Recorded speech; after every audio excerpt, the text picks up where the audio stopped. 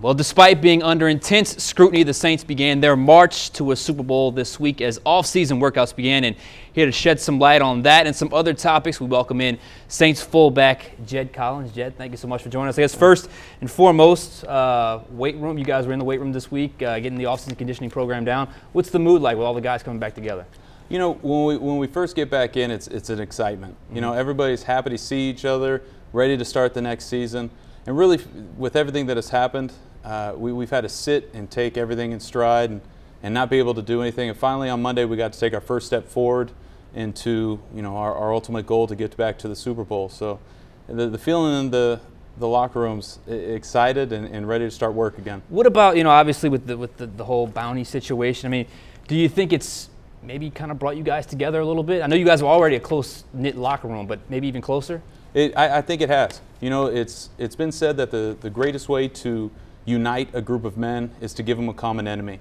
And right now it's kind of the us versus the world mentality, and that brings us closer. It bonds us together, and it brings us it brings us together for that common goal to prove everybody wrong. Has it settled in yet that you guys maybe that Coach Payton is not going to be there? I mean, has it settled in? He's such a big force on that team. He is. In one word, he's irreplaceable. Coach Payton is the Saints in a nutshell. You know, he brought this team here. He's the one behind the wins and everything. And for me personally, he's the one who gave me my opportunity. I bounced around, and he was the coach that finally gave me a shot. So I owe him so much individually. I think it's going to be hardest for Coach Vitt, for Drew Brees, for Pete Carmichael. These guys who not only are coaches with him and you know, in the Saints with him, but they're friends with him. And not to be able to talk to a friend for 9 months or a year or whatever it is going to be really hard for them on a social basis and then also on the professional base. Do you maybe feel, hey, let's win this one for Coach? I mean, I know it almost sounds a little, you know, cheesy a little bit, but hey, let's win this for Coach. It does. You know, it's definitely. It's still his team. It's still his personality. It's still everything he's brought to New Orleans. So, you know, we've already joked around about hoisting that Super Bowl trophy and, you know, and bringing it home and getting to say, you know, thank you, Coach, because this is really your trophy. This is really your city. It's going to be a lot of emotions going through, but he will be missed, and you know, he's not hurt or sick or anything like that, so it's not in remembrance of him, but we're definitely going to play in pride of him. Coach Payton obviously out for the year. Joe Vitt, obviously the interim head coach, but workouts start, and I even saw your tweet. It felt a little weird for you to not have Drew Brees there. I guess that'll hopefully get ironed out, but at least in the short term, it had to be a little weird to not have Drew Brees at the workouts. It absolutely was. Last year at this time, Drew was the one sending out the emails. He was setting up our hotel reservations, getting us a rental car, all those kind of things. He was our leader. He was our general. And to begin this year without him is tough. But you understand what's going on. You understand it's part of the game that we play. And you understand where he is, and you understand what kind of guy he is. And he's preparing for next season. He is going to walk back into the building and hit the ground running. You know, we know who and what Drew represents, and so nobody's really concerned about what he's doing. In Coach Vitt, I mean, last year he kind of had a dry, you know, practice run at this job with what happened to Coach Payton. So he slid into the head spot. He took the team meeting by the horns, and you know, he inspired us all already. You know, it was a simple message of that we're going to be just fine, but it was also a message of, you know, let's figure out how we need to do this to win. I remember Coach Payton even said in his book there isn't a coach on the team that he trusts more than Coach Vitt. So clearly he feels like the team is in good hands with Joe Vitt at the helm. Last year, obviously this offseason aside, the way last year ended in San Francisco, that could have been a motivating factor in and of itself. How much did the playoff loss sting and hopefully motivate you guys through this offseason? Tremendously. It was one of the hardest games to lose, but it was one of the greatest games to be a part of. It truly was an instant classic. But going into this year, we understood what kind of caliber team we were last year, and still we didn't come up with the ultimate prize. So we take the team we were from last year, make our changes, make our adjustments, and see what we were missing from last season that we didn't win at all, take it into this offseason and learn from it and get better, and, you know, hopefully end up this season without any excuses.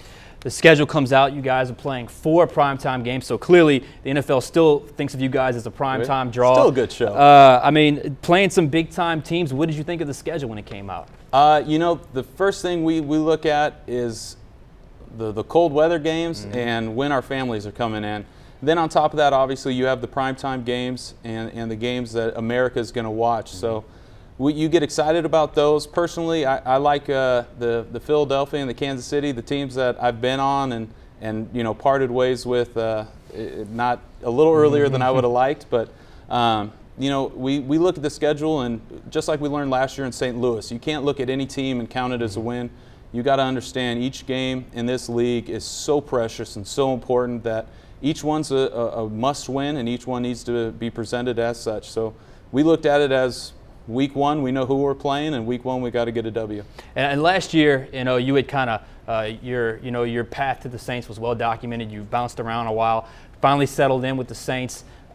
Came on, you know, the team was top 8, I believe, in NFL in rushing. You were helped kind of pave the way for those running backs. What are you looking for out of yourself in this year as you're a little more established with the Saints?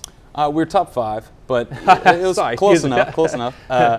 You know, personally, last year exceeded my expectations. You know, to go from the practice squad to a potential Pro Bowler is just a jump nobody realistically expects. So this year, I've raised my bar, I've raised my standards, and I go in, I watch film, and I look at, with my coach, with my running backs, where I can improve. You know, you look at each year trying to get a little bit better. Even a guy like Drew Brees comes back and says, how do I improve my game this year?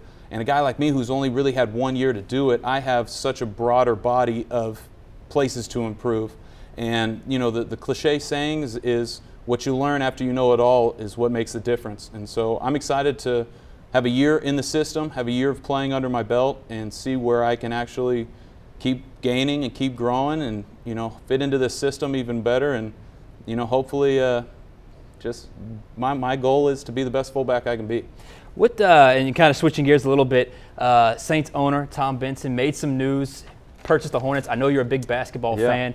We're having some fun with this because we've been getting, I mean, a ton of calls, emails, People Facebook, are talking about Twitter. This. Oh, okay. Hornets, they want to change the name. If you had the chance to change the name to New Orleans Hornets, what would you change it to?